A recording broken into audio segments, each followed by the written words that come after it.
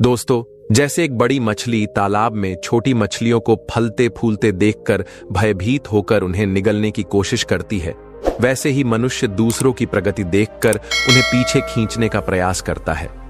इंसान अपनी सफलता से जितना प्रसन्न नहीं होता, उससे अधिक वह दूसरों की तरक्की देखकर बेचैन हो जाता है। एक विद्वान ने ठीक ही कहा है कि मनुष्य अपने दुख से उतना परेशान नहीं होता जितना वह दूसरों के सुख से व्यथित होता है। इसी जलन के कारण दोस्तों, आज की कथा बहुत ही हृदयस्पर्शी है।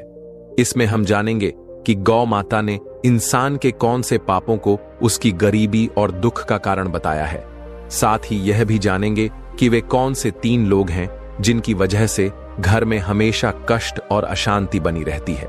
जिस घर में इन 3 लोगों का वास होता है, वहां मां लक्ष्मी का कभी प्रवेश नहीं होता। एक समय की बात है जब एक महान साधु अपने आश्रम में ध्यान मग्न थे। उनके शिष्य भी पास में बैठकर उनकी संगति का लाभ ले रहे थे। शांत और पवित्र वातावरण था और साधु महाराज गहन ध्यान में लीन थे। तभी उनके शिष्य ने निवेदन किया, गुरुदेव, हमें बहुत समय हो गया है आश्रम में रहते हुए। मेरा मन कहता है कि आज हमें बाहर जाकर संसार का हाल जानना चाहिए और लोगों के जीवन को करीब से देखना चाहिए। साधु ने मुस्कुराते हुए कहा, भंते, तुमने ठीक कहा। आज हमें संसार में जाकर देखना चाहिए कि लोग कैसे जीवन व्यतीत कर रहे हैं। यह अनुभव ज्ञान में वृद्धि करेगा। यह कहकर साधु और उनके शिष्य आश्रम से बाहर निकले और चलते चलते एक सुंदर बगीचे में पहुंचे। वहां एक विशाल वृक्ष की छाया में बैठकर उन्होंने विश्राम किया। चारों ओर हरियाली फैली हुई थी और बगीचे में कई गायों घास चर रही थीं। तभी उनमें से एक गाय साधु के पास आकर खड़ी हो गई। गाय ने सिर झुकाकर साधु का अभिवादन किया और विनम्रता से बोली, हे महात्मा, आपके दर्शन से यह स्थान पवित्र हो गया है। क्या मैं आपकी किसी प्रकार से सेवा कर सकती हूं? साधु ने गाय की विनम्रता देखकर आशीर्वाद दिया और बोले, हे माता, हम यहां केवल विश्राम के लिए आए हैं। तुम निस्संदेह इस बगीचे की शोभा हो और तुम्हारी उपस्थिति ही हमारे लिए सेवा के समान है। गाय ने प्रसन्न होकर साधु और उनके शिष्य को अपना आभार प्रकट किया। इसके बाद साधु और उनके शिष्य ने बगीचे में विचरण करते हुए प्रकृति का आनंद लिया और लोगों के जीवन को करीब से देखकर कई बातें सीखी। हे महात्मा, मेरे मन में एक प्रश्न है जिसका उत्तर मुझे अब तक किसी भी ज्ञानी से नहीं मिल सका। कृपया मेरे इस प्रश्न का उत्तर दे। साधु ने मुस्कुराते हुए कहा, पूछो गौ माता, तुम्हारे मन में क्या प्रश्न है? गौ माता ने कहा, हे गुरुदेव, मनुष्य को किस पाप के कारण गरीबी का सामना करना पड़ता है और वे 3 लोग कौन हैं जिनके प्रभाव से घर का सर्वनाश हो जाता है? क्या मनुष्य केवल अपने भाग्य के कारण अमीरी या गरीबी पाता है? साधु ने उत्तर दिया, गौ माता, आपका प्रश्न अत्यंत महत्वपूर्ण है। यह पूर्ण सत्य नहीं है कि केवल भाग्य ही मनुष्य की गरीबी और अमीरी का कारण होता है। इसके पीछे कुछ अन्य कारण भी होते हैं। गौ माता ने कहा, हे गुरुदेव, कृपया इसे विस्तार से समझाएं। साधु ने कहा, वत्स, मैं तुम्हारे इस प्रश्न का उत्तर एक कथा के माध्यम से दूंगा जिससे तुम्हें सब कुछ स्पष्ट हो जाएगा। सुनो, यह प्राचीन काल की बात है। अवंतीपुर नामक एक नगर था जहां एक परोपकारी और विनम्र स्वभाव वाला व्यापारी रहता था। उसके 2 बेटे थे जो अपने पिता की तरह ही ईमानदार और दयालु थे। व्यापारी अपने दोनों बेटों के साथ परिवार में सुख शांति से जीवन व्यतीत कर रहा था। व्यापारी ने अपने दोनों बेटों का विवाह धूमधाम से कर दिया था। उसकी दोनों बहुएं बेहद समर्पित थीं और घर के सभी कार्यों को मिलजुल कर पूरे उत्साह के साथ करती थीं। दोस्तों, जब व्यापारी की छोटी बहू घर में आई तो ऐसा लगा जैसे उनके घर में स्वयं माता लक्ष्मी ने प्रवेश कर लिया हो। उसके आने के बाद व्यापारी के व्यापार में दोगुना लाभ होने लगा। उनके घर में कभी धन या अन्न की कमी नहीं होती थी। घर का वातावरण अत्यंत शांतिपूर्ण और सौहार्दपूर्ण था। व्यापारी के दोनों पुत्र मिलजुल कर रहते थे और दोनों बहुएं भी आपस में बड़ा प्रेम भाव रखती थीं। घर का हर कार्य करने से पहले सभी परिवार जन मिलकर सलाह मशविरा करते थे और फिर कार्य करते थे। व्यापारी का व्यापार भी दिन प्रतिदिन उन्नति कर रहा था। एक दिन व्यापारी ने अपने दोनों बेटों और बहुओं को बुलाकर कहा, पुत्रों, अब मुझसे व्यापार का काम संभालना कठिन हो गया है, इसलिए आज से मैं यह जिम्मेदारी तुम दोनों को सौंपूं। पिता की बात मानकर दोनों पुत्रों ने बड़े मनोयोग से व्यापार की बागडोर संभाल ली। व्यापारी को यह देखकर संतोष होता था कि उसका परिवार प्रेम और सद्भाव से रह रहा है। उसके दोनों बेटे व्यापार में निपुणता दिखा रहे थे और दोनों बहुएं भी घर में सुख शांति बनाए हुए थीं। यह सब देखकर व्यापारी निश्चिंत होकर चैन की नींद सोता था। लेकिन दोस्तों, व्यापारी के सुखमय जीवन को देखकर नगर के अन्य लोग उससे ईर्ष्या करने लगे थे। वे सोचते थे कि व्यापारी का जीवन कितना आरामदायक और सुखद है। व्यापार दिन ब दिन बढ़ रहा है और उसके परिवार में कोई झगड़ा या परेशानी नहीं है। यह देखकर नगरवासियों के मन में जलन होने लगी। दोस्तों, जैसे एक बड़ी मछली तालाब में छोटी मछलियों को फलते फूलते देखकर भयभीत होकर उन्हें निगलने की कोशिश करती है, वैसे ही मनुष्य दूसरों की प्रगति देखकर उन्हें पीछे खींचने का प्रयास करता है। इंसान अपनी सफलता से जितना प्रसन्न नहीं होता, उससे अधिक वह दूसरों की तरक्की देखकर बेचैन हो जाता है। एक विद्वान ने ठीक ही कहा है कि मनुष्य अपने दुख से उतना परेशान नहीं होता जितना वह दूसरों के सुख से व्यथित होता है। इसी जलन के कारण नगरवासी व्यापारी के प्रति षड्यंत्र रचने लगे। उन्होंने सोचा कि किस प्रकार उसके जीवन को कष्टपूर्ण बना दिया जाए। नगर के कुछ लोग व्यापारी के कुल पुरोहित के पास गए और बोले, हे पुरोहित जी, आप यहां अभाव में जीवन व्यतीत कर रहे हैं, जबकि आपका जजमान ऐश्वर्य और वैभव से परिपूर्ण जीवन बिता रहा है। वह अपनी बहुओं के हाथ का स्वादिष्ट भोजन कर रहा है और सुख संपत्ति का आनंद ले रहा है। पुरोहित ने कहा, आप लोग यह सब क्यों कह रहे हैं? आपकी बात का अभिप्राय क्या है? तब नगरवासियों ने बताया, पुरोहित जी, याद कीजिए, व्यापारी ने आपको आखिरी बार अपने घर कब बुलाया था? अगर वह आपको यज्ञ और पूजा के लिए नहीं बुलाएगा तो आपकी आय कैसे होगी? आपको को दान दक्षिणा कैसे मिलेगी? यदि यह स्थिति बनी रही तो आप और आपके परिवार को भूखा रहना पड़ेगा। पुरोहित ने यह बात सुनकर सोचा, यह तो सच है, व्यापारी ने बहुत समय से मुझे अपने घर आमंत्रित नहीं किया है। उसका जीवन सुखमय है, लेकिन मेरा जीवन कठिनाई से गुजर रहा है। यह सोचकर पुरोहित भी बेचैन हो गया। नगरवासियों ने पुरोहित से कहा, अगर आप चाहते हैं कि आपका जीवन सुखद बने और आपको दान दक्षिणा मिले, तो आपको ऐसा उपाय करना होगा जिससे आपके यजमान के घर में कुछ कठिनाइयां आए। जब उसके घर में अशांति होगी, तभी वह आपसे समाधान मांगने आएगा और आपको हवन पूजन के लिए बुलाएगा। इतना कहकर नगरवासी पुरोहित को भड़काकर अपने अपने घर चले गए। नगरवासियों की बातों से प्रभावित होकर वह पुरोहित चिंता में डूब गया और सोचने लगा, अब मैं ऐसा क्या उपाय करूं जिससे व्यापारी के घर में कलह हो और उसके व्यापार में हानि होने लगे। तभी वह पुरोहित अपने गुरु के पास सलाह लेने गया और उनसे कहा, हे गुरुदेव, कृपया मेरी सहायता करें। यदि आप मेरी मदद नहीं करेंगे तो मेरा परिवार भूखा मर जाएगा। जैसे एक मछली का जीवन तालाब के पानी पर निर्भर करता है, वैसे ही पुरोहितों और पंडितों का जीवन उनके यजमान पर आधारित होता है।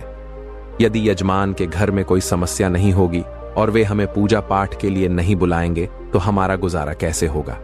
हम धन कैसे अर्जित करेंगे? गुरु ने उसकी समस्या सुनकर कहा, हे शिष्य, चिंता मत करो, मुझे बताओ कि तुम्हारी समस्या क्या है, मैं अवश्य इसका समाधान करूंगा। पुरोहित ने उत्तर दिया, हे गुरुदेव, मैं चाहता हूं कि व्यापारी के जीवन में कुछ समस्याएं आए, उसके घर में कलह हो और उसके व्यापार में हानि हो, तभी वह मुझे अपने घर पूजा पाठ के लिए बुलाएगा। गुरु ने ध्यानपूर्वक सुनकर कहा, हे शिष्य, व्यापारी के सुखद जीवन का मुख्य कारण उसकी छोटी बहू है। वह माता लक्ष्मी की नित्य पूजा करती है, जिसके कारण उनके घर पर दिव्य कृपा बनी हुई है। जब से वह बहू इस घर में आई है, तब से व्यापारी का जीवन धन धान्य से परिपूर्ण और सुखमय हो गया है। ऐसी धार्मिक और गुणवान स्त्री जिस घर में होती है, वहां कभी अभाव नहीं होता। यह सुनकर पुरोहित ने कहा, हे गुरुदेव, यदि ऐसा है तो क्या कोई उपाय है जिससे व्यापारी के घर में अशांति और व्यापार में हानि हो सके? गुरु ने कहा, तुम चिंता मत करो, तुम्हें बस एक सरल उपाय करना है। व्यापारी के घर जाओ और उससे एक पीतल का लोटा मांग लो। उस लोटे को अपने घर ले जाकर रख लेना। जब तुम ऐसा करोगे तो कुछ ही समय में व्यापारी के व्यापार में हानि होने लगेगी और उसके घर में कलह शुरू हो जाएगी। उसके बेटे आपस में झगड़ने लगेंगे और उसके जीवन में कष्ट बढ़ जाएंगे। तब वह तुम्हें अपने घर पूजा पाठ के लिए बुलाएगा। गुरु की सलाह सुनने के बाद पुरोहित ने उनका धन्यवाद किया और अपने घर लौट आया। अगले दिन सुबह स्नान ध्यान करने के बाद वह व्यापारी के घर पहुंचा। व्यापारी उस समय आराम कर रहा था। पुरोहित की आवाज सुनकर वह बाहर आया और अपने कुल पुरोहित को देखकर अत्यंत प्रसन्न हुआ।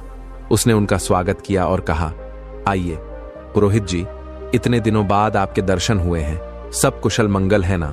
पुरोहित ने जवाब दिया, सब ठीक है, बस इधर से गुजर रहा था तो सोचा कि आपसे मिल लूं। फिर वह अपनी मीठी बातों में व्यापारी को फंसाने लगा। कुछ देर बाद उसने कहा, व्यापारी जी, मुझे थोड़ा पानी दीजिए। व्यापारी पानी लाने के लिए जाने लगा। तभी पुरोहित ने कहा, व्यापारी जी, पानी पीतल के लोटे में लाइए। व्यापारी मुस्कुराते हुए बोला, जैसा आप कहे पुरोहित जी। इतना कहकर व्यापारी अंदर चला गया। इधर उसकी छोटी बहू, जो अत्यंत चतुर और समझदार थी, वास्तुशास्त्र का थोड़ा ज्ञान भी रखती थी, जब उसने देखा कि व्यापारी पीतल का लोटा लेकर जा रहा है तो तुरंत उसके पास आई और कहा, पिताजी, यह लोटा थोड़ी देर के लिए मुझे दे दीजिए, मैं इसे जल्दी ही लौटा दूंगी। व्यापारी ने सहर्ष लोटा उसे दे दिया। छोटी बहू ने उस लोटे का पानी निकालकर अपनी गौ माता को पिला दिया और फिर उसमें नया पानी भरकर लौटा, वापस ससुर को दे दिया। व्यापारी ने वह पानी पुरोहित को दिया। पानी पीने के बाद पुरोहित ने कहा, व्यापारी जी, यह पीतल का लोटा बहुत अच्छा है, क्या आप इसे मुझे दे सकते हैं? व्यापारी हंसते हुए बोला, पुरोहित जी, यह तो बहुत छोटी बात है, आप इसे अपने साथ ले जाइए। पुरोहित मन ही मन प्रसन्न हुआ और सोचने लगा, आज मैंने व्यापारी के सुख चयन पर प्रहार कर दिया है, अब उसके घर की खुशियां समाप्त हो जाएंगी। पुरोहित लौटा लेकर अपने घर लौट आया और उसे एक कोने में रखकर सोचने लगा, अब कुछ ही दिनों में व्यापारी मुझे बुलाएगा, उसके घर में कलह मचेगा और व्यापार में नुकसान होगा, तब मैं पूजा पाठ करके उससे अच्छी दक्षिणा प्राप्त करूंगा। इन ख्यालों से पुरोहित बेहद प्रसन्न था और बेसब्री से इंतजार करने लगा कि व्यापारी कब उसे बुलाता है। दिन बीतते गए, लेकिन 1 महीने के बाद भी व्यापारी की ओर से कोई बुलावा नहीं आया। पुरोहित थक कर पुनः अपने गुरु के पास गया और बोला, हे गुरुदेव, मैंने आपके निर्देशानुसार व्यापारी से पीतल का लौटा मांग लिया था, लेकिन अब 1 महीना बीत चुका है और व्यापारी के जीवन में कोई समस्या नहीं आई है। वह तो पहले की तरह सुख शांति के साथ अपना जीवन व्यतीत कर रहा है। गुरु ने यह सुनकर अपनी दिव्य दृष्टि का उपयोग किया और आंखें बंद करके स्थिति का अवलोक किया। फिर उन्होंने कहा, हे शिष्य, मैंने पहले ही तुम्हें बताया था कि व्यापारी की छोटी बहू बहुत चतुर और समझदार है, उसे वास्तुशास्त्र का ज्ञान है। जब व्यापारी तुम्हारे लिए पानी लेकर आ रहा था, उसी समय उसकी छोटी बहू ने वह लौटा अपने ससुर से लिया और उस लोटे में से पानी गौ माता को पिला दिया। इसी कारण से व्यापारी के घर की सुख समृद्धि वहीं बनी रही और तुम्हारा षड्यंत्र विफल हो गया।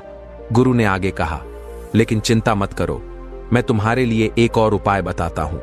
अब तुम व्यापारी के घर जाकर उसकी गौ माता मांग लो, क्योंकि गौ माता को मां लक्ष्मी का स्वरूप माना गया है। जिस घर में गौ माता का निवास होता है, वहां हमेशा सुख और समृद्धि रहती है। जैसे ही तुम व्यापारी की गौ माता को अपने घर लेकर आओगे, उसके घर में दुख और अशांति आने लगेगी। गुरु की बात सुनकर पुरोहित फिर से उत्साहित हो गया। उसने गुरु का धन्यवाद किया और घर लौटकर अगले दिन का इंतजार करने लगा। वह सोचने लगा, कल सुबह होते ही मैं व्यापारी के घर जाऊंगा और उसकी गौ माता मांग लूंगा, फिर देखता हूं कि व्यापारी कैसे सुखी रहता है।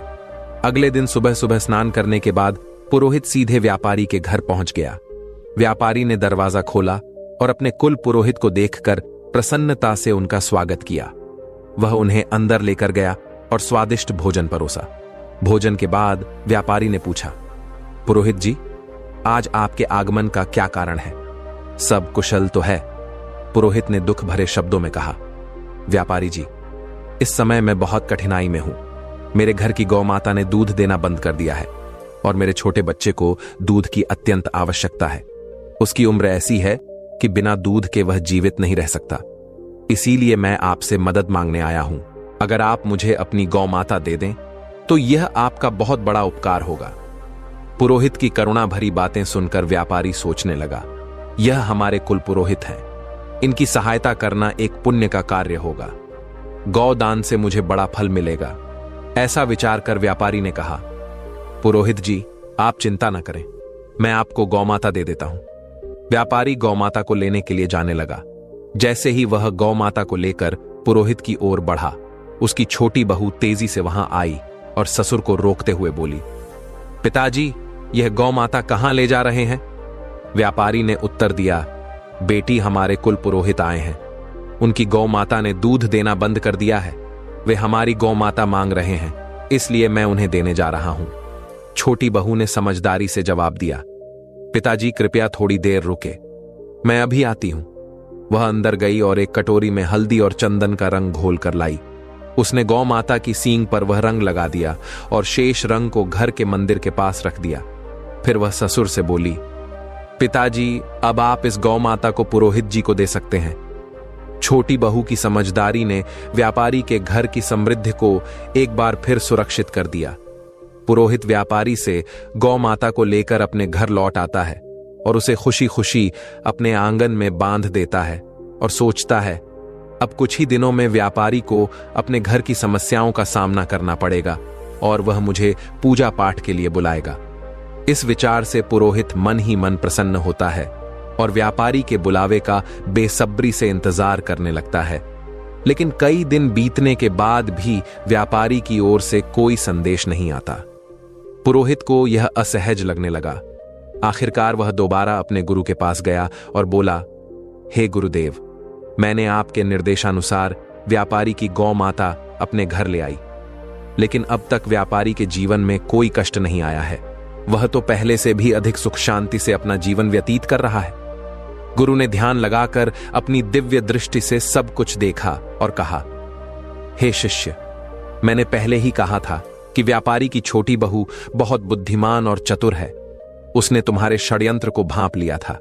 जब तुम व्यापारी से गौ माता मांगने गए थे, तब उसने गौ माता की सींग पर जो रंग लगाया था, वही उसके घर की समृद्धि का कारण है। उसने उस रंग को मंदिर के पास रख दिया था, जिससे उनके घर का सुख वहीं बंधा रहा। तुम्हारा यह प्रयास विफल हो गया। गुरु ने आगे कहा, लेकिन चिंता मत करो, अब तुम व्यापारी के घर जाकर वह रंग की कटोरी मांग लो। उस रंग को अपने घर लाने के बाद ही तुम व्यापारी के सुख को समाप्त कर पाओगे। गुरु की बात सुनकर पुरोहित ने उनकी सलाह मान ली और व्यापारी के घर पहुंचा। उसने बहाने से व्यापारी से रंग से भरी कटोरी मांगी। व्यापारी उसकी बात मानकर कटोरी लेने अंदर गया। इधर व्यापारी की छोटी बहू पहले ही सतर्क थी। उसने उस कटोरी में रखे पुराने रंग को निकालकर उसमें नया रंग भर दिया। जब व्यापारी कटोरी लेकर बाहर आया तो उसने वही कटोरी पुरोहित को दे दी। पुरोहित रंग की कटोरी लेकर अपने घर लौट आया और खुश होकर सोचने लगा, अब तो व्यापारी का जीवन शीघ्र ही समस्याओं से भर जाएगा और वह मुझे बुलाने पर मजबूर हो जाएगा। लेकिन महीनों बीत गए और व्यापारी का जीवन पहले से भी अधिक सुखद और समृद्ध होता चला गया। थक हार कर पुरोहित फिर से अपने गुरु के पास गया और बोला, हे गुरुदेव, मैंने आपके कहे अनुसार रंग की कटोरी भी व्यापारी के घर से ले आया, लेकिन उसका जीवन पहले से भी अधिक सुखी हो गया है। ऐसा लगता है मेरे सारे प्रयास व्यर्थ हो गए हैं। गुरु ने अपनी दिव्य दृष्टि से फिर सब कुछ देखा और कहा, हे शिष्य, व्यापारी की छोटी बहू अत्यंत चतुर और दूरदर्शी है। उसने तुम्हारे इरादों को पहले ही समझ लिया था। उसने कटोरी में से वह रंग निकाल दिया था जो गौ माता को लगाया गया था। इसी कारण व्यापारी का सुख समृद्धि अब भी उसके पास बनी हुई है। जब तक वह छोटी बहू व्यापारी के घर में रहेगी, तब तक तुम व्यापारी का कुछ नहीं बिगाड़ सकते। अब तुम्हें किसी भी तरह से उस छोटी बहू को व्यापारी के घर से बाहर करना होगा, तभी व्यापारी के जीवन में कष्ट आएंगे। गुरु की यह बात पुरोहित की समझ में आ गई। उसने सोचा कि छोटी बहू को घर से निकालने के अलावा अब कोई और उपाय नहीं बचा है। वह घर लौटकर व्यापारी के परिवार में फूट डालने और छोटी बहू को घर से बाहर करने की योजना बनाने लगा। अगले दिन पुरोहित चिंतित मुद्रा में व्यापारी के घर पहुंचा। व्यापारी ने पुरोहित को चिंतित अवस्था में देखा तो पूछा, पुरोहित जी, क्या बात है? आप इतने परेशान क्यों हैं? पुरोहित ने गंभीर स्वर में कहा, व्यापारी जी, आपके घर पर बहुत बड़ा संकट मंडरा रहा है। यदि आपने जल्द ही इसका समाधान नहीं किया तो आपका सुखमय जीवन बर्बाद हो जाएगा। आपके बेटों को व्यापार में बड़ा नुकसान होगा और आपके परिवार पर विपत्ति का पहाड़ टूट पड़ेगा। व्यापारी यह सुनकर घबरा गया और चिंतित स्वर में बोला, पुरोहित जी, यह आप क्या कह रहे हैं? कृपया हमें इस संकट से बचने का उपाय बताइए। आप हमारे कुल पुरोहित हैं, जो भी आप कहेंगे हम अवश्य करेंगे। पुरोहित ने व्यापारी की घबराहट भांप ली और समझ गया कि वह अब उसके जाल में फंस चुका है। उसने कहा, इस संकट से बचने का एक ही उपाय है। पुरोहित ने व्यापारी से कहा, व्यापारी जी, आपकी छोटी बहू आपके परिवार के लिए एक बड़ा संकट बन चुकी है। जब तक वह इस घर में है, आपका और आपके परिवार का दुर्भाग्य दूर नहीं होगा। मैं तो यही सलाह दूंगा कि आप उसे तुरंत अपने घर से निकाल दें। पुरोहित की इन बातों पर व्यापारी को पहले तो विश्वास नहीं हुआ, लेकिन बार बार पुरोहित के जोर देने पर उसने उसकी बातों पर भरोसा करना शुरू कर दिया। व्यापारी ने कहा, पुरोहित जी, जैसा आप कह रहे हैं मैं वैसा ही करूंगा। आप बताइए कि मुझे अपनी बहू को कब घर से निकालना चाहिए। पुरोहित ने उत्तर दिया, व्यापारी जी, समय व्यर्थ मत कीजिए, जितना जल्दी हो सके उसे घर से निकाल दीजिए। यह कहकर पुरोहित मन ही मन प्रसन्न होता हुआ अपने घर लौट गया। व्यापारी इस स्थिति से अत्यंत उदास हो गया। वह सोचने लगा, मेरी छोटी बहू तो बहुत ही अच्छे स्वभाव की है। वह न केवल मेरी सेवा करती है बल्कि पूरे परिवार का भी ख्याल रखती है। मैं उसे कैसे घर से निकाल सकता हूं? लेकिन फिर वह विचार करने लगा, यदि वह परिवार के लिए संकट है तो मुझे इस कठोर निर्णय को लेना ही होगा, क्योंकि मैं अपने परिवार को किसी विपत्ति में नहीं डाल सकता। यह सोचकर व्यापारी अपनी छोटी बहू के पास गया और दुखी मन से बोला, बहू, मुझे बहुत दुख है, लेकिन तुम्हें इस घर को आज ही छोड़ना होगा। तुम्हारे कारण हमारे परिवार पर बड़ी विपत्ति आने वाली है। ससुर की बात सुनकर बहू स्तब्ध रह गई, लेकिन वह तुरंत समझ गई कि यह सब दुष्ट पुरोहित की साजिश है। उसने नम्रता से कहा, ठीक है पिताजी, यदि यही आपकी इच्छा है तो मैं इस घर को छोड़ देती हूं। जब व्यापारी का छोटा बेटा यह सब देखता है तो वह भी गुस्से और दुख से भर जाता है। उसने अपने पिता से कहा, पिताजी, यदि मेरी पत्नी को इस घर में जगह नहीं मिल सकती तो मैं भी इस घर में नहीं रह सकता। मैं अपनी पत्नी के साथ चला जाऊंगा। छोटा बेटा और उसकी पत्नी ने अपना सामान बांधा और घर छोड़कर शहर चले गए। वहां उन्होंने एक छोटे से किराए के मकान में रहना शुरू कर दिया। व्यापारी का छोटा बेटा अत्यंत मेहनती और ईमानदार था। कुछ समय बाद उसने शहर में अपना छोटा सा व्यापार शुरू किया, जो उसकी लगन और ईमानदारी के कारण तेजी से बढ़ने लगा। धीरे धीरे वे संपन्न हो गए और उन्होंने शहर में अपना खुद का घर खरीद लिया। इधर व्यापारी का घर पुरोहित की चालों के कारण बर्बादी की कगार पर आ गया। घर में हर दिन झगड़े और कलह होने लगे। व्यापारी का बड़ा बेटा, जो पहले व्यापार में मन लगाता था, बुरी संगति में फंस गया। वह बेवजह धन उड़ा रहा था और दिन रात आवारागर्दी करता था। पुरोहित पूजा पाठ के बहाने व्यापारी से लगातार धन लेता रहा और धीरे धीरे व्यापारी की सारी जमा पूंजी समाप्त हो गई। व्यापार भी पूरी तरह से बंद हो गया। अब तो स्थिति यह हो गई कि घर में खाने पीने का भी अभाव हो गया। नगरवासी व्यापारी की दुर्दशा देखकर हंसते और ताने मारते, उसकी दशा का मजाक उड़ाया जाता। ये सब देखकर व्यापारी को बड़ा दुख होने लगा। उसने सोचा, मेरी जिंदगी अब किसी काम की नहीं रही। आत्महत्या के अलावा मेरे पास और कोई रास्ता नहीं बचा। इस विचार के साथ वह उदास और रोता हुआ नदी की ओर बढ़ चला। लेकिन रास्ते में उसकी भेंट एक तेजस्वी संत से हुई। संत के मुख पर दिव्य तेज था, माथे पर चंदन का टीका और उनके लंबे केश उन्हें अद्वितीय बनाते थे। संत को देखकर व्यापारी ने उन्हें प्रणाम किया और उदास होकर आगे बढ़ने लगा। संत ने कहा, हे पुत्र, ठहरो, तुम्हें इतनी चिंता क्यों हो रही है? क्या बात है? व्यापारी ने रुककर संत के समक्ष अपना पूरा हाल सुना दिया। उसकी बातें सुनकर संत ने तुरंत स्थिति को समझ लिया। संत बोले, हे पुत्र, तुम्हारे जीवन में सभी परेशानियां उसी दिन से शुरू हुई जब तुमने अपनी छोटी बहू को घर से निकाला। संत महात्मा ने व्यापारी से कहा, हे पुत्र, तुम्हारे घर में यह संकट उसी दिन से शुरू हुआ जब तुमने अपनी छोटी बहू को घर से निकाला। वह साक्षात माता लक्ष्मी का स्वरूप है। उसकी भगवान के प्रति निष्ठा और नित्य पूजा पाठ के कारण तुम्हारे घर में सुख समृद्धि थी। संत की बातें सुनकर व्यापारी को अपनी भूल का एहसास हुआ। उसने संत को हाथ जोड़कर आभार किया और वह तुरंत शहर गया और अपने छोटे पुत्र के घर पहुंचकर अपनी बहू के समक्ष हाथ जोड़कर क्षमा मांगते हुए बोला, बहू, मुझे माफ कर दो। मैंने उस दुष्ट पुरोहित की बातों में आकर तुम्हें घर से निकाल दिया, लेकिन सच्चाई यह है कि तुम हमारे परिवार की लक्ष्मी हो। जब तक तुम घर में थी, सुख और शांति बनी रही, लेकिन तुम्हारे जाने के बाद से हमारा घर क्लेश और दुखों से घिर गया है। हमारा व्यापार पूरी तरह से ठप हो चुका है। ससुर की यह बात सुनकर छोटी बहू ने विनम्रता से कहा, पिताजी, आप चिंता ना करें, मैं तुरंत घर लौटती हूं। यह घर भी मेरा है और वह घर भी मेरा ही है। मैं पहले ही समझ चुकी थी कि पुरोहित ने हमें बाहर करने के लिए षड्यंत्र रचा था। फिर वह ससुर और अपने पति के साथ खुशी खुशी घर लौट आई। मित्रों, इस संसार में कई लोग होते हैं जो दूसरों की खुशियों से जलते हैं और उन्हें बर्बाद करने का प्रयास करते हैं, लेकिन यह हम पर निर्भर करता है कि हम किसकी बातों पर भरोसा करते हैं और कैसे निर्णय लेते हैं। यदि हम गलत लोगों की बातों में आकर अपने ही परिवार को तोड़ेंगे तो निश्चित रूप से हमारा घर बर्बाद हो जाएगा और हमारी स्थिति दयनीय हो जाएगी। छोटी बहू के घर लौटने के कुछ ही दिनों बाद व्यापारी का व्यापार फिर से चलने लगा। उसका परिवार एक बार फिर सुख शांति से भर गया। घर में खुशियां लौट आईं और व्यापारी ने समझ लिया कि एक और सही निर्णय ही परिवार की नींव को मजबूत रखते हैं। संत महात्मा ने गौ माता से कहा, हे गौ माता, मैं आपको एक महत्वपूर्ण बात बताने जा रहा हूं, ध्यान से सुनो। जिस घर में इन 3 प्रकार के लोगों की बात मानी जाती है, उस घर का नाश सुनिश्चित है। गौ माता ने पूछा, हे प्रभु, वे 3 लोग कौन हैं? संत महात्मा ने कहा, पहला, जिस घर में अहंकारी और दुष्ट स्वभाव वाले व्यक्ति की बात सुनी जाती है, वहां निश्चित रूप से विनाश होता है।